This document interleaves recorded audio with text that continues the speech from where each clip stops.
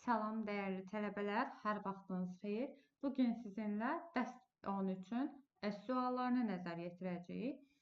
İlk öncə dərs 1-ə baxaq. Dərs 1-də bizi alqoritmi qurmağı tələb eləyir. İndi gəlin alqoritmimizi quraq. Deyir ki, daxil edilən n-ə qədər n də daxil olsun, cüt natural ədədlərin hasilini çap edən alqoritm blok sxemini qurun.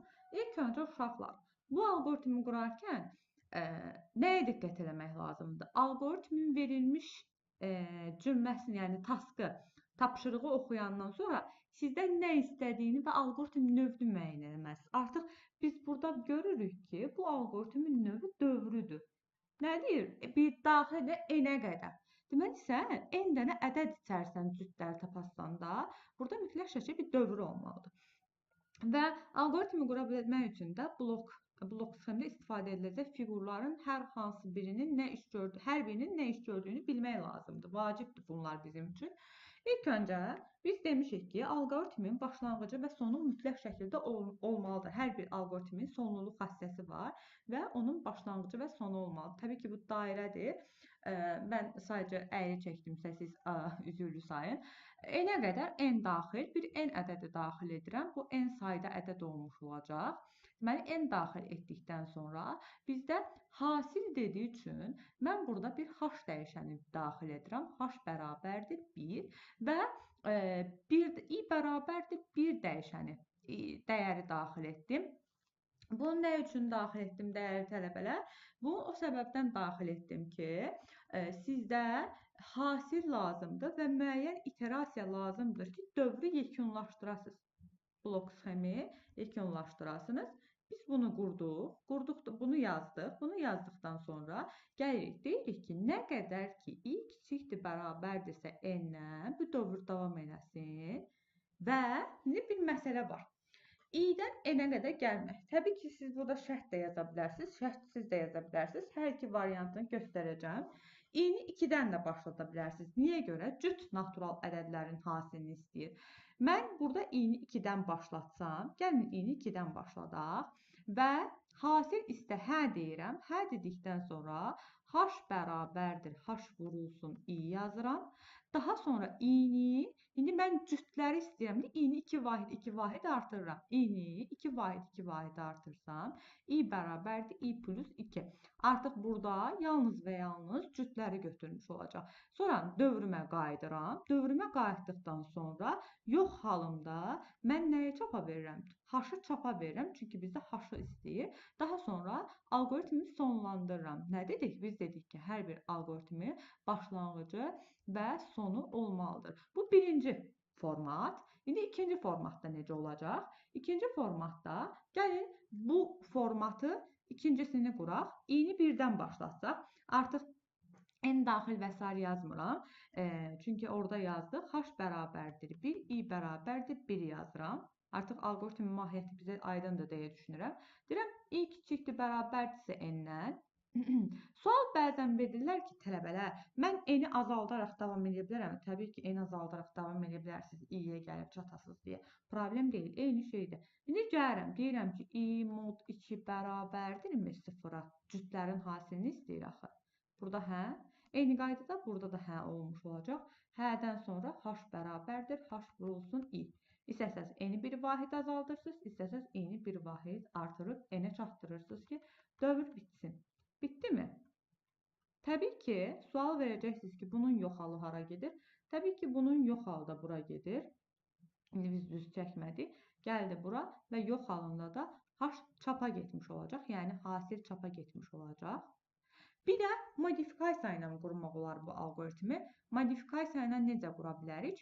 Deməli, nədir? Eyni qaydada başlanğıc olacaq, n daxil olunacaq. N daxil olduqdan sonra biz h bərabərdir 1 yazacağıq. Yazdıqdan sonra da modifikasiyanın sxemini qurduq. Biz iki cür qura bilərik. Bir i bərabərdir 2-dən n-ə 2 vahid artımına. Bir də belə qura bilərsiniz. Baxın, i bərabərdir 1-dən n-ə kimi. Burada da şərt verə bilərsiniz. I mod 2 bərabərdirsə 0-a, h bərabərdir, h vurulsun i. bu şəkildə də yaza bilərsiniz. İkisi də doğrudur. İkisi də doğrudur. İndi hal-hazırda qurduğum alqoritmdən yolumu davam edeyim. Yəni bu blok sxemindən yolumu davam edəcəm. Hansı blok sxemindən? Bu blok sxemindən yolumu davam edəcəm. Yəni sizə hansı rahat gəlirsə o yolla gedəcəksiniz. Deməli yazacağam ki, h bərabərdir, h vurulsun i. Sonra da nə edəcəm? Gəlib dövrümə qayıdacam və dövrümdə də h-ı çap edəcəm və alqoritm sonlanacaq. Deməli uşaqlar, bir də yadınızda saxlayın ki, modifikasiyalı dövr alqoritmində hə, yox, qolları yoxdur. Gəlin dördüncü şəkildə yazaq. Burada da hə, belə deyək də, şərtdən istifadə edək. H bərabərdir 1 yazıram. H bərabərdir 1 yazdıqdan sonra i 1-dən n-ə qədər yazıram. Daha sonra deyirəm ki, i mod 2 bərabərdirsə 0-a. Nə edirik? Hə halı, əgər hədirsə, h bərabərdirsə, h vurulsun i. Deyəcəksiniz ki, az öncə dedin, modifikasiyanın hə yox qolu yoxdur, amma hə yox qolu yazdın, hə qolu yazdın.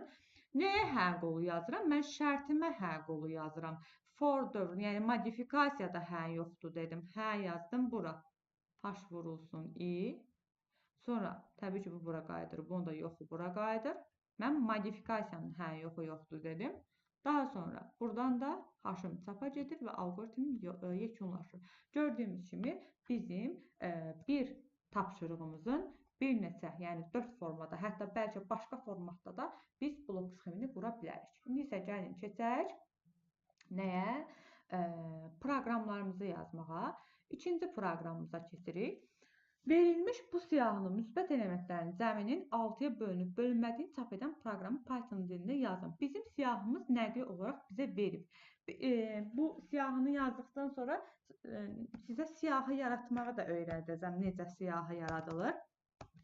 Deməli, bizdə -34, daha sonra 142, 40, -63 və 85 dəyərlərindən ibarət bir siyahı var.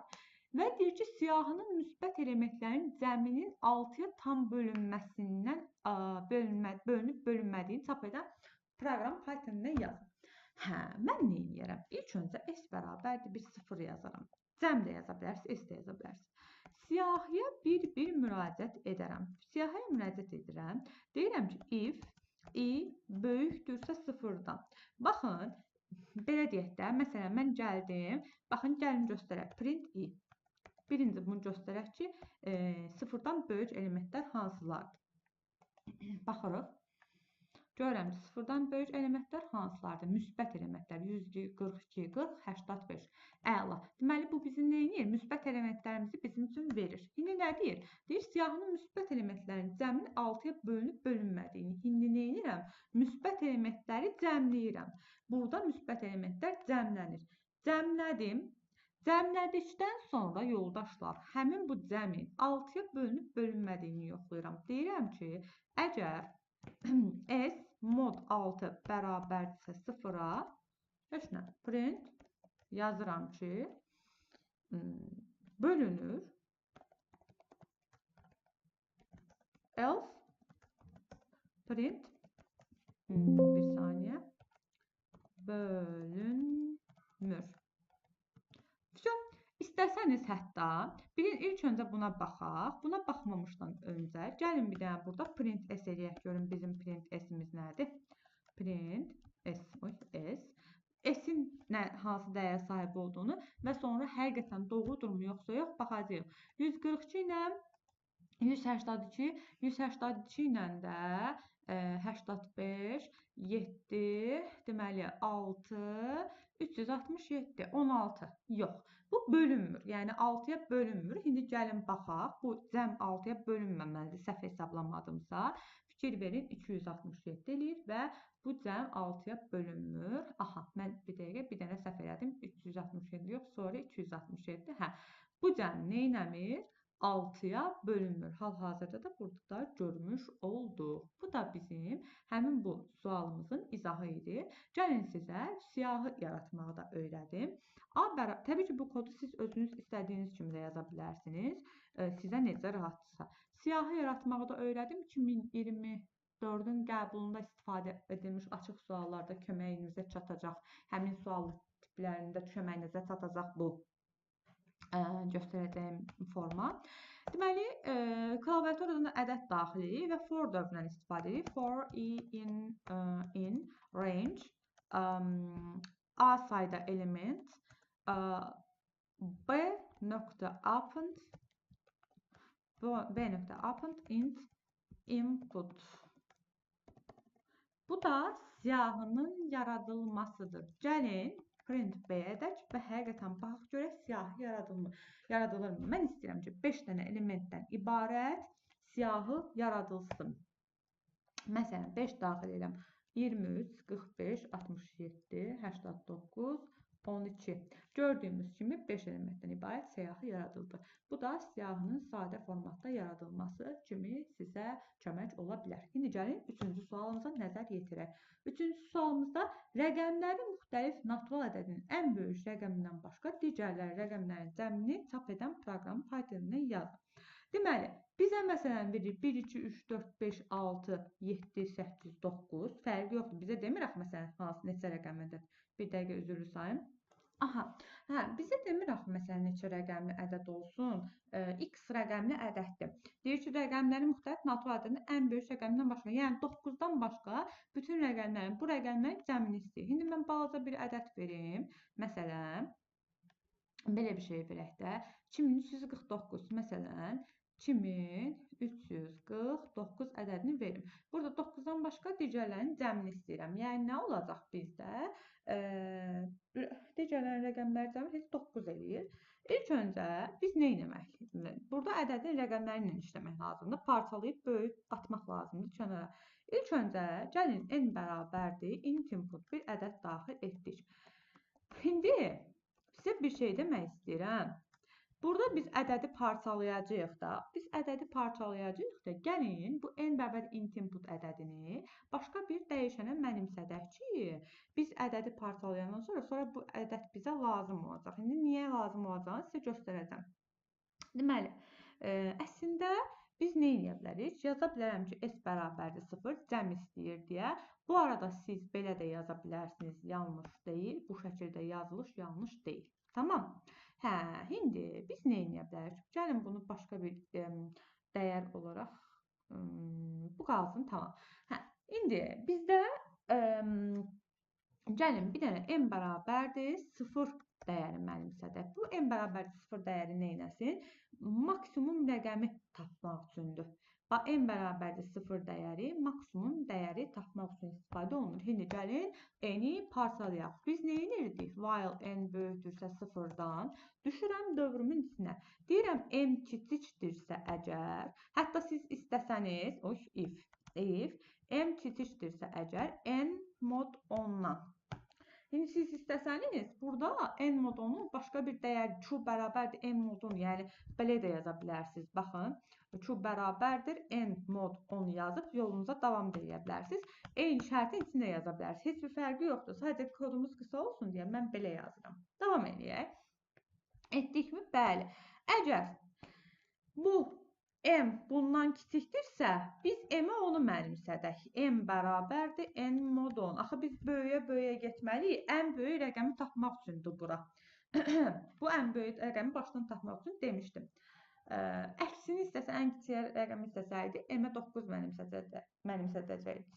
Biz rəqəmi parçalayanda nə edirdik? n bölü 10 mod 10-dan istifadə edirdik də. İndi burada da n-i balacalda gedirik. Məsələn, deyir ki, 245 böyükdür 0-dan. Bəli.